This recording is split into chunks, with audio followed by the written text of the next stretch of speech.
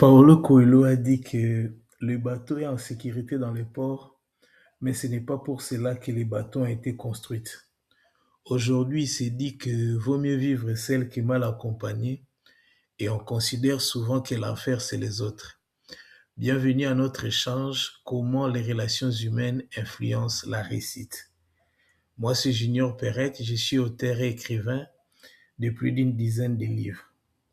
D'une manière générale dans la vie, lorsque nous naissons, comme on le dit souvent, la vie n'a pas un temps d'échauffement. Et nous apprenons à nous dépendre tout ce qui concerne les relations humaines. Et lorsqu'on parle des relations humaines ou lorsqu'on parle de comment les relations influencent la réussite, la tentation nous vient souvent de tomber soit dans la manipulation, dans l'exploitation ou bien de chercher les profits auprès des autres. Mais d'une manière générale, le but des relations humaines, ce n'est pas seulement de recevoir, mais notre but, c'est de donner quelque chose aux autres. En ce qui concerne les relations humaines, beaucoup peuvent se poser des questions. Moi, j'ai pas de relations. D'une manière générale, déjà, quand les gens posent des questions, ils parlent souvent les gens extérieurs à leur famille. Parce que d'une manière générale, nous naissons déjà dans une famille, nous avons des frères et des sœurs, à moins que vous soyez fils ou fille unique, ou quoi, ou bien vous ayez perdu vos parents. Mais d'une manière générale, tout le monde a des relations avec les autres, quel que soit dans les milieux professionnels, dans les milieux ecclésiastiques et autres. Donc, si vous sentez que vous n'avez pas d'amis, vous n'avez pas assez de gens autour de vous qui vous sont proches, vous pouvez vous rapprocher d'eux et vous faire des amis. Donc, comme je le disais, le but, c'est de pouvoir donner aux autres et de partager avec les autres ou bien d'être quelqu'un sur qui les autres doivent compter. Et si nous avons notre motivation, comme la Bible le dit, dans Isaïe chapitre 8, verset 20b, cela veut dire que si on ne parle pas ainsi, il n'y aura point d'aurore pour le peuple. Et comme j'ai l'habitude de le dire, les idées les plus brillantes au monde sont sans valeur si vous ne les partagez pas. Et celui qui a des idées ne sait pas les faire passer si celui qui a des idées ne sait pas les faire passer n'est pas plus avancé que celui qui n'en a pas. Donc tout ce que je vais dire à cet échange, c'est une partie, ça fait partie d'un de mes livres intitulé mon premier livre, Comment réussir avec les autres, les relations humaines comme une arithmétique. Et aussi dans mon livre intitulé Découvrir, développer et déployer vos talents. Et nous poursuivons comme objectif dans cet échange. Donc, notre but d'abord, c'est de sensibiliser sur les relations humaines en général et en particulier l'influence sur la réussite. Donc, nous aurons 4 points. Nous avons déjà passé par l'introduction. Excusez-moi de ne pas avoir présenté le plan au préalable, parce que la différence entre ceux qui réussissent et ceux qui échouent, c'est le plan. Et nous allons parler de l'importance des relations humaines, les types de relations qui existent et l'influence des relations humaines. Et nous allons conclure qui est la grande boucle. Et les objectifs que nous poursuivons, premièrement, c'est de chasser l'ignorance et d'ajouter la connaissance, parce que Dieu n'a pas voulu que l'homme puisse rester ignorant. Parce que comme la Bible le dit, Dieu ne tient pas compte de notre temps d'ignorance. C'est comme vous le connaissez maintenant, c'est que Dieu ne tient pas compte des temps où vous étiez ignorant. Le deuxième objectif, c'est de prendre conscience de la grâce de Dieu, parce que d'une manière générale, avoir des relations est une grâce que nous avons dans la vie. Parce que les autres, c'est notre source de bénédiction. Et le plus haut niveau dans la vie, ce n'est pas seulement d'être indépendant, mais c'est d'être interdépendant. Parce que d'une manière générale, Dieu ne parle pas un langage individuel, Dieu parle un langage communautaire. C'est pourquoi vous verrez dans la Bible, même si Dieu appelle une personne, il appelle pour un groupe, pour que les autres en bénéficient. Même quand Dieu donne un don, un talent, c'est pour l'usage de la communauté. Et le troisième objectif, c'est de discerner les temps. C'est le temps des relations. Dieu veut vous positionner pour quelque chose dans le futur. Et les gens qui sont là, parce que les gens qui seront avec vous seront d'une grande source de bénédiction. Et vous serez aussi une source de bénédiction pour d'autres. Parce que d'une manière générale, c'est au travers des relations que nous avançons aussi, que c'est un des éléments qui nous aide à avancer ou à régresser dans la vie. Et aussi, comme je le disais, le quatrième but, c'est d'en sortir des difficultés, parce que d'une manière générale, les autres sont là pour nous aider et vice-versa. Donc nous aussi, on est une source de bénédiction, parce que le plus haut niveau de la bénédiction, ce n'est pas seulement être béni, mais c'est de devenir une source de bénédiction pour d'autres. Comme Dieu l'avait dit à Abraham, je te bénirai et toutes les relations et toutes les familles de la terre seront bénies par toi. Et comme l'avait dit Dédé Kassaï, lorsque le concept est erroné, les résultats seront infailliblement erronés. Il faut noter que nous allons définir les relations humaines. Les relations humaines, c'est l'ensemble des interactions qu'entretiennent les individus au sein d'une société. Et en d'autres termes, les relations humaines englobent l'ensemble des contacts sociaux dans les milieux familiaux et dans les milieux professionnels et dans d'autres milieux. Donc, dans les milieux ecclésiastiques, comme nous sommes à l'église. Et d'une manière générale, la réussite, c'est l'effet d'obtenir des résultats dans la vie. Parce que, comme à l'école, quand on dit que quelqu'un a réussi, il a dépassé au moins la moyenne. Et nous devons savoir que nos relations sont pour la gloire de Dieu, parce que la Bible dit dans 1 Corinthiens chapitre 10, verset 31, soit donc vous mangez, soit donc vous buvez, quoi que vous fassiez, quelque autre chose, faites-le pour la gloire de Dieu. Nous allons parler, excusez-moi, j'ai pas suivi les canevas. Je suis vraiment focus sur l'exposé, excusez-moi. Donc, l'importance des relations humaines. L'importance des relations humaines, déjà dans la Bible, dans Genèse chapitre 2, verset 18, la Bible dit, il n'est pas bon que l'homme soit seul, je lui ferai un aide semblable. C'est un verset qu'on cite souvent le jour du mariage, mais ce n'est pas seulement pour le mariage, c'est pour montrer que l'homme est un être social. Et c'est un verset qui a été prononcé après Genèse 2:15, parce que lorsque Dieu a donné la mission à l'homme de cultiver, de garder les jardins, après il a dit qu'il n'est pas bon que l'homme soit seul. Et il faut reconnaître que nous sommes nous-mêmes les résultats des relations humaines. Parce que d'une manière générale, notre propre existence ne dépend pas de nous, mais dépend de nos parents, parce que nous existons par la relation de nos parents. Et d'une manière générale, ce que je voudrais attirer notre attention, lorsque nous atteignons la majorité ou nous atteignons l'âge de conscience, nous avons tendance à ignorer les gens qui nous ont aidés, nos parents, nos frères et nos sœurs. Parce que d'une manière générale, nous devons garder l'humilité, parce que l'humilité précède la gloire, l'orgueil précède la chute. Et comme il s'est dit en Afrique, l'arbre qui t'a préservé du lion, de la forêt ou du léopard dans la forêt, du léopard dans la forêt, on ne le coupe jamais. C'est-à-dire, vous ne devez pas, parce que vous avez grandi, commencer à ignorer vos parents, vos grands frères, vos grandes sœurs ou les autres membres de la famille élargie.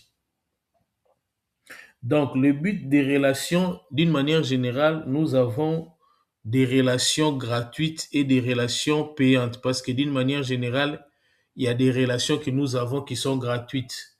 Depuis notre naissance jusqu'à notre dernier jour, il y a une chaîne humaine qui travaille à notre faveur, et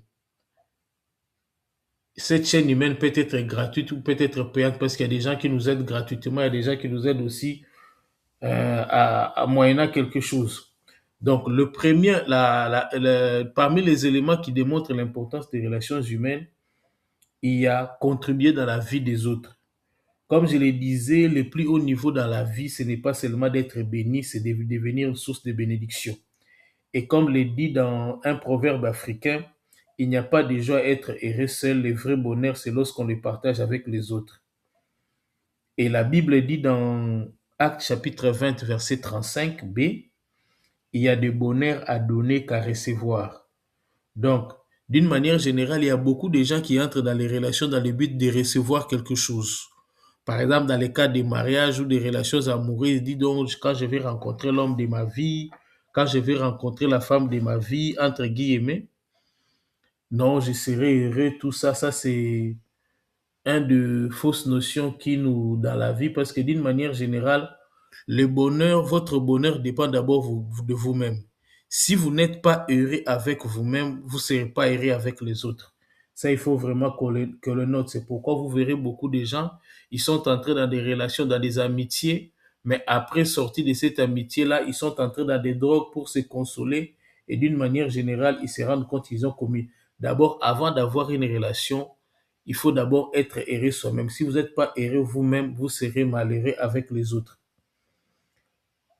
Et d'une manière générale aussi, comme la Bible dit dans 1 Corinthiens chapitre 12, verset 7, à chacun la manifestation de l'Esprit est donnée pour l'utilité commune. Esther 4, verset 14, car si tu te tais maintenant, les secours et la délivrance surgiront de nulle part pour les Juifs.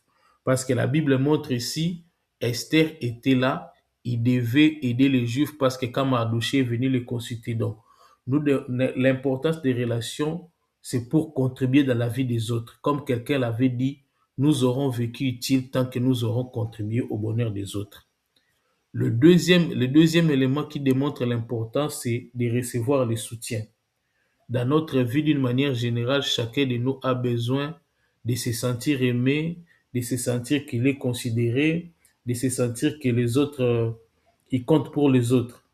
Parce que d'une manière générale, la solitude ne paye pas. Tout le monde a besoin d'être soutenu sans exception. Et comme le disait Moumbia Kabea, si quelqu'un s'assoit à l'ombre d'un arbre, il faut qu'il sache qu'il y a quelqu'un qui l'a planté. Et la leçon qu'on tire de cette image, c'est que d'une manière générale, les solutions existent déjà dans la vie. Il faut seulement rencontrer les bonnes personnes qui peuvent vous apporter des solutions. Et aussi, comme l'avait dit un romancier Ndokikitekutu qui avait dit que si tout s'est monnaie, l'amour du prochain n'aura pas de raison d'être. Parce que beaucoup de gens pensent que lorsqu'ils auront de l'argent, lorsqu'ils auront les moyens, ou bien les finances, ou bien la position comme ils pensent, ils, se- ils, pour- euh, ils vont régler les problèmes d'eux-mêmes. Mais d'une manière générale, l'argent ne nous dédouane pas ou ne nous dispense pas de l'aide des autres. L'argent est un moyen, mais non une fin en soi. Les succès financiers n'ont aucune valeur si vous ne pouvez pas les partager avec les autres. Donc, le troisième élément qui démontre l'importance des relations, c'est apprendre des autres. Comme un auteur l'avait dit, aucun homme n'est ton ami ni ton ennemi, tout le monde a quelque chose à vous apprendre. Et comme je l'ai dit souvent, la vie est trop courte pour que nous puissions tout apprendre de nous-mêmes. Donc, d'une manière générale, la roue a été déjà inventée. Nous ne sommes pas les premiers à vivre sur la terre. Nous vivons pour apprendre des autres. Nous apprenons de ceux qui ont vécu avant nous. Nous apprenons de ceux qui sont de notre génération et nous apprenons aussi des jeunes qui sont plus, de ceux qui sont plus jeunes que nous. Et aussi, le quatrième élément qui nous démontre l'importance des relations humaines, c'est de trouver les opportunités. Comme l'avait dit Zamenga dans un de ses livres, il avait dit que le dynamisme d'une personne dépend de trois éléments. Premièrement, l'hérédité.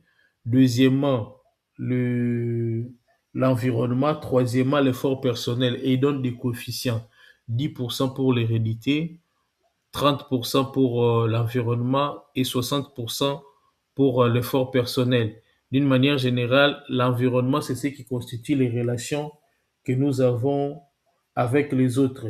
Parce que d'une manière générale, comme il s'est dit en Afrique, il s'est dit que celui qui a de bonnes intentions ne reste jamais seul.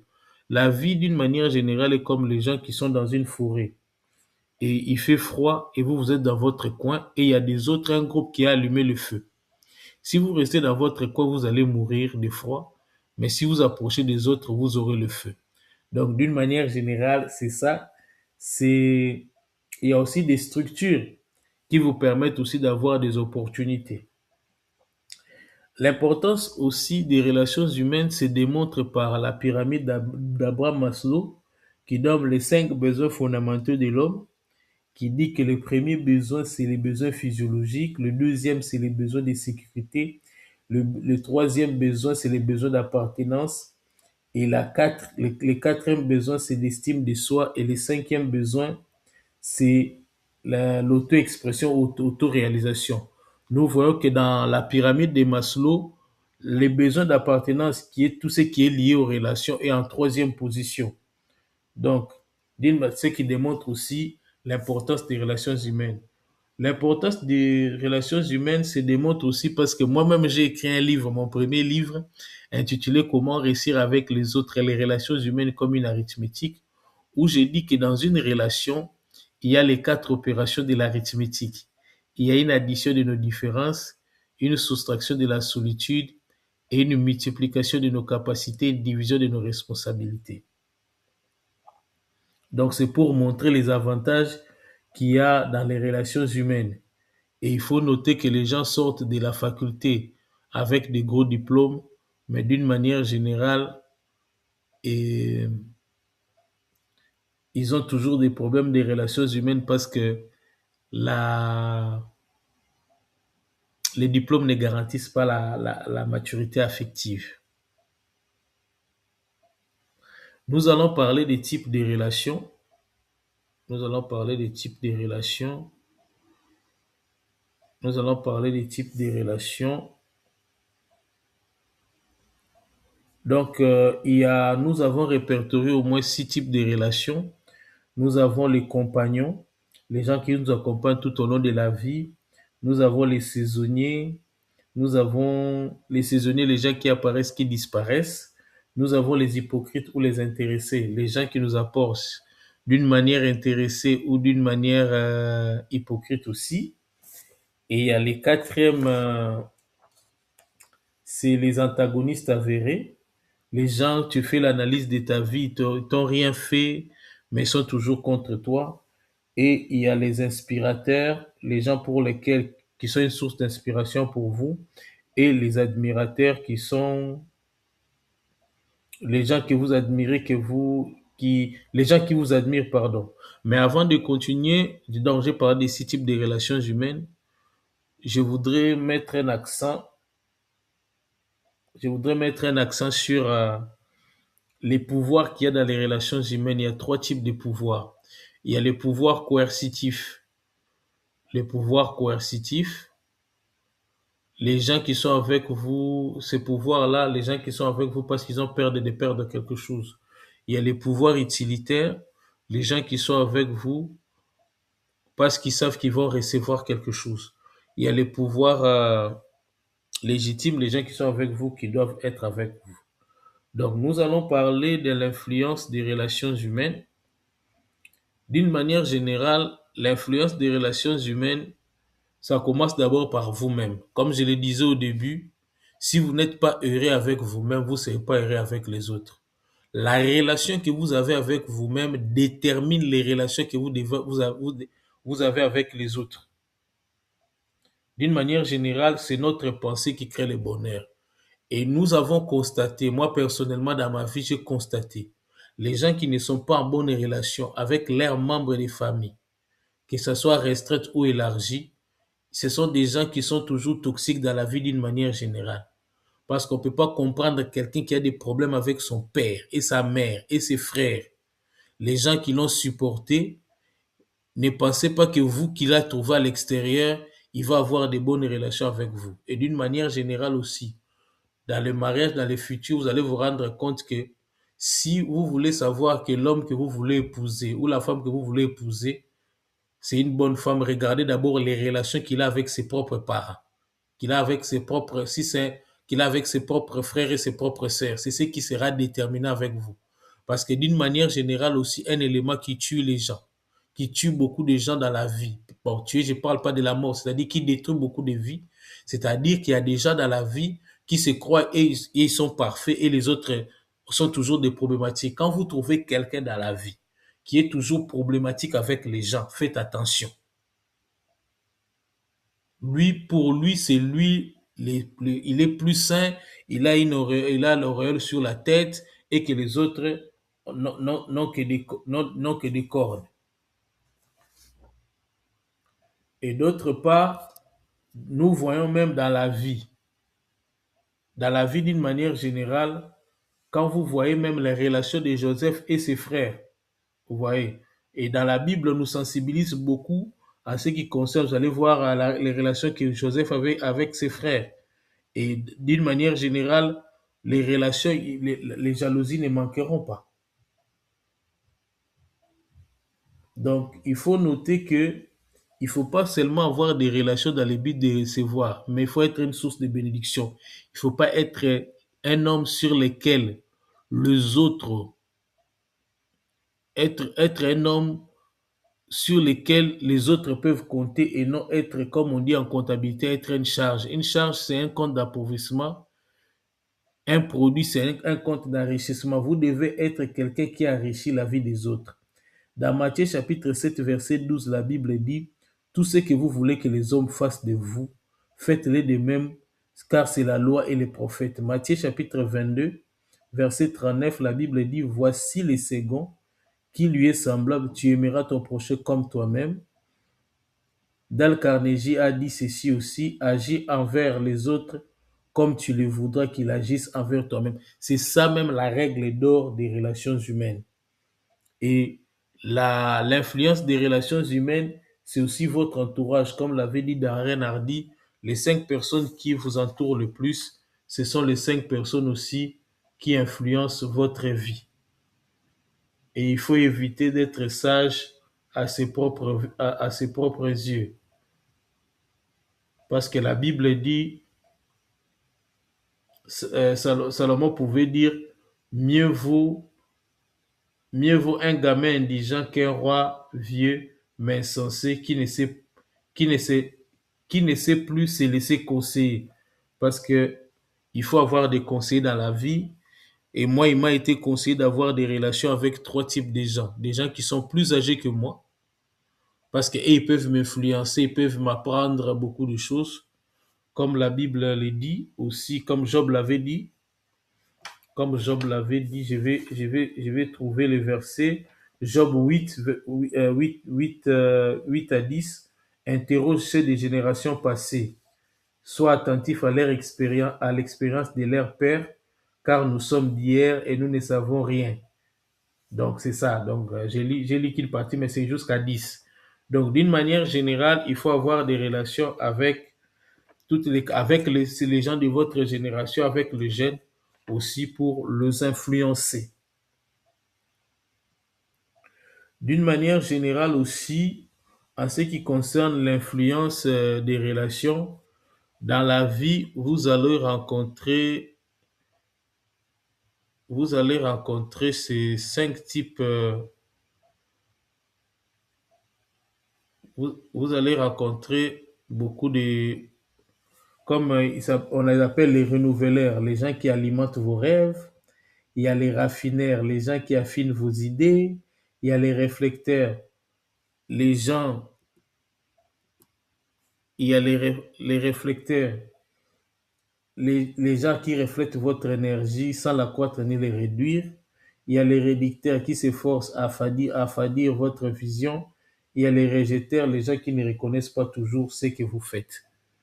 Et les relations d'une manière générale contribuent beaucoup dans la destinée, mais aujourd'hui, beaucoup de gens, quand on parle des relations, ça paraît parfait, comme s'il n'y a pas de problème, nous aurons des problèmes. Quelqu'un pourra me dire que non, tu ne connais pas comment le monde d'aujourd'hui est devenu. Mais nous avons la protection divine parce que la Bible dit dans Psaume chapitre 91, verset 1 à 2, celui qui demeure sous l'abri du Très-Haut repose à l'ombre du Tout-Puissant. Donc Dieu est notre protection et d'une manière générale, il y a ce que moi j'appelle les hommes de votre parcours. Vous allez rencontrer les hommes de votre parcours. Et la Bible dit que ces livres de la loi ne s'éloignent point de ta bouche, médite-les jour et nuit, afin que tu puisses tu auras des succès dans tes entreprises. Parce que d'une manière générale, les relations influencent toujours notre vie. Et comme j'étais en train de le dire, il ne faut pas chercher la perfection chez les autres. Il ne faut pas chercher la perfection chez les autres. Il ne faut pas chercher la perfection chez les autres. Mais il faut être la personne sur qui les autres doivent compter parce que la Bible dit dans Matthieu chapitre 7, verset 3, pourquoi vois-tu la paille qui est dans l'œil de ton frère et n'aperçois pas la poutre qui est dans ton œil? Donc, d'une manière générale, il ne faut pas chercher la perfection chez les autres parce que nous-mêmes, nous ne sommes pas parfaits. Donc, nous sommes déjà à la conclusion de notre échange. Comme le disait Zig Ziglar dans un exemple qu'il a donné, où il disait que il y avait dans une zone montagneuse où il y avait un enfant qui disait à sa mère l'avait engueulé, l'avait tapé, il est sorti, il a dit j'étais, et il y a l'écho de la voix, et il a commencé à pleurer. Et l'écho, il a dit, il disait j'étais, et l'écho venait, il est rentré chez sa mère, il dit j'entends une voix, j'étais, et sa mère lui a dit, va, dis dehors, je t'aime. Et il s'est rendu compte que la voix le revenait. Donc la vie est un écho.